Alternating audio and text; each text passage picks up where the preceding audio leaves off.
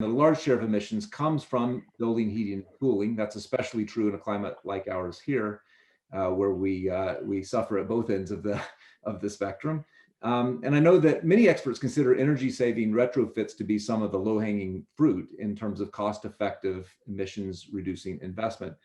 Just thought, I'd like to hear your thoughts about what are some of the key impediments to seeing faster action around energy-saving technologies and retrofits in buildings, and how cities are working to overcome those impediments. Yeah, the biggest impediment is one of market forces that are sort of unintentionally uncooperative when we try to use energy saving measures in buildings, particularly because of split incentive problems. For example, it is in a developer's interest to build a condominium building as inexpensively as possible, which typically would not mean having the most advanced installation, let's say, but it is in a purchaser's interest to have a building that performs to very high environmental standards. We also see this in buildings that are occupied by tenants who, in an office building, for example, when I was a partner in a law firm downtown, one of the first things I discovered when I became a partner was how enormous our heating and other costs were beyond the rent we paid. They were incredible. And they were at our account, not in the account of the people who controlled the building systems. And this is a really, really critical issue, because buildings in many cities, it depends on the nature of the city. And McKinsey did a wonderful study for C40 where I work now, called Focused Acceleration, that pointed to the importance of the sectors I spoke to.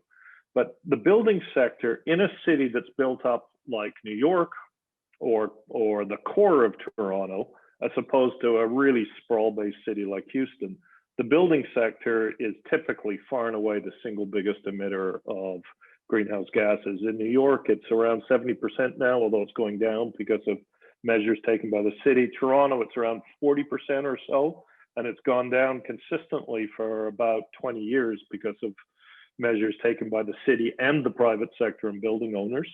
But that fundamental economic problem is one that has to be addressed by government through either incentives or regulation. There's some interesting examples I can talk about if you want to get into it, Ken. But at its heart, there is a really big market failure in the building sector, because the incentives, certainly in the private sector, aren't there to do what is economically feasible. And we know it's economically feasible because entities that own buildings permanently, like governments,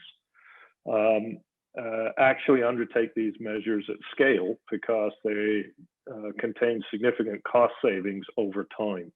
But when you have that split incentive problem, it creates a very real obstacle. There's some interesting examples of how people have overcome both the split incentive in new build construction and in renovation of old buildings.